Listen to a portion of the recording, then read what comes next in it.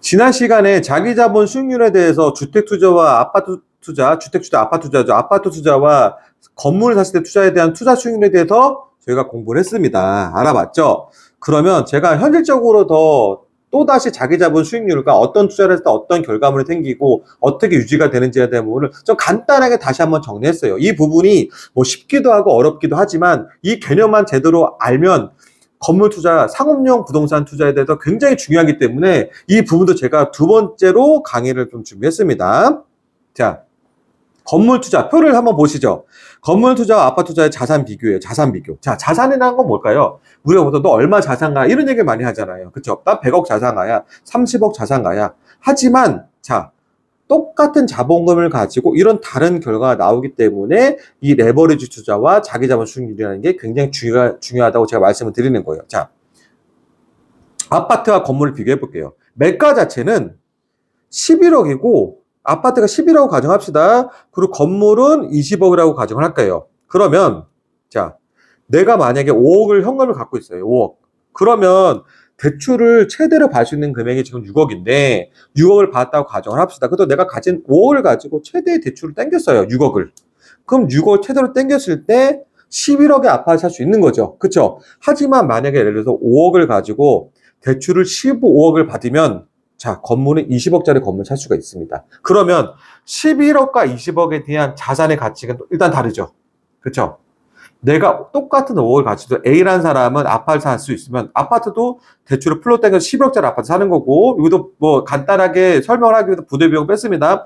그리고 5억을 가지고 20억짜리 건물을 10억 대출 받아서 사면 11억 대 20억의 자산 가치가 이렇게 바뀌는 거예요. 그러면 두 사람이 이런 선택을 달리하면 어떻게 얘기할 수 있습니까? 야, 너 어때? 자산이 뭐가 있어? 나 20억짜리 건물 갖고 있어. 어떤 사람은 나 아파트 한 채 갖고 있어. 11억이야. 하면 어떤 사람이 더 자산의 가치가 높습니까? 당연히 20억의 가치가 높은 거죠. 당연히.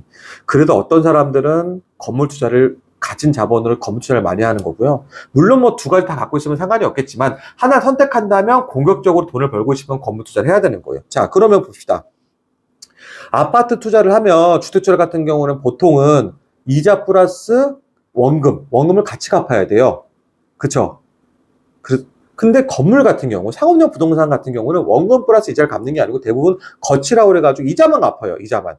이것부터 다르단 말이에요. 근데 자, 제가 간단하게 그냥 원금에 대한 부분을 제쳐두고요. 이자에 대한 부분만 설명을 해볼게요. 근데 아파트 같은 경우에 4% 이율로 계산했을 때 대출 6억 받으면 월 200만 원 이자를 내야 돼요.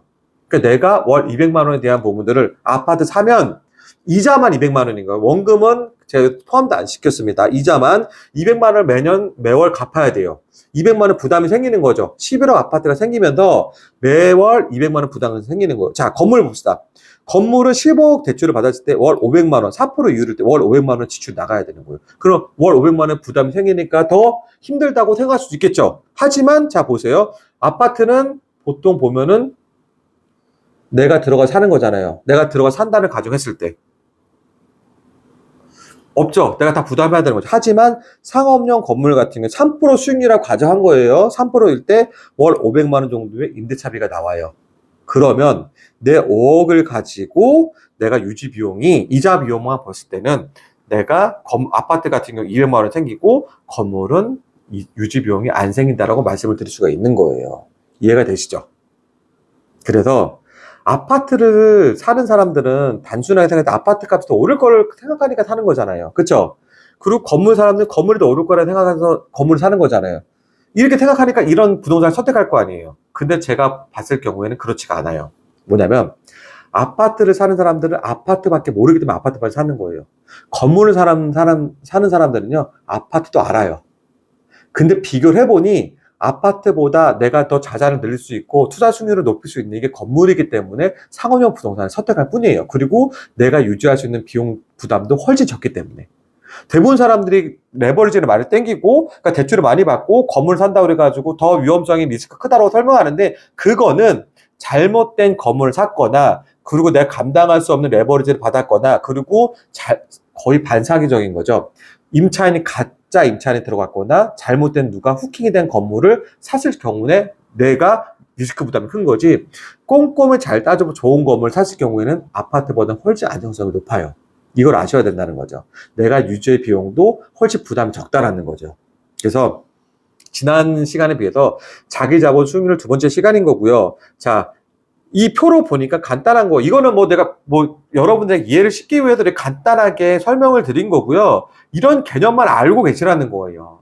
내가 아파트 투자만 여지껏 생각을 했다 그러면 건물 투자 막연하게 어렵다고 생각하지 마시고 과연 이게 맞는 건지에 대한 고민 한번 해보시라는 거죠. 내가 똑같은 금액을 가지고 더 높은 자산 투자 수익률과 자산을 높이려면 어떤 투자를 해야 될 것인가? 막연하게 두렵다. 공부를 안 했기 때문에 두려운 거고 알아보지 않았기 때문에 두려운 거예요. 물론 쉽지 않습니다. 쉽다라고 말하는 사람들이 사기꾼들이에요. 저는 어떤 투자든 어떤 거를 권해드리든 절대 쉽다라고 말씀드리지가 않아요. 왜냐면 좋은 건물 살려면 그만큼 어려운 게 맞아요. 하지만 좋은 건물 살 만큼 그만큼 보상이 크기 때문에 이거에 대한 매력이 굉장히 크고 좋은 투자처이기 때문에 제가 여러분에게 권해드리는 거예요. 그래서 지난 시간과 이번 시간은 자기 자본 수익이라는 거에 대해서 공부를 했고요. 자기 자본 수익과 레버리지랑도 굉장히 연관성이 높으니까 이 부분은 따로 여러 가지 강의를 듣다거나 아니면 다른 책을 읽어보시는 것도 굉장히 좀 추천을 드려요. 그래서 이 개념을 확실히 알고 있어야 상업용 부동산 투자도 굉장히 잘할 수가 있습니다. 네, 감사합니다.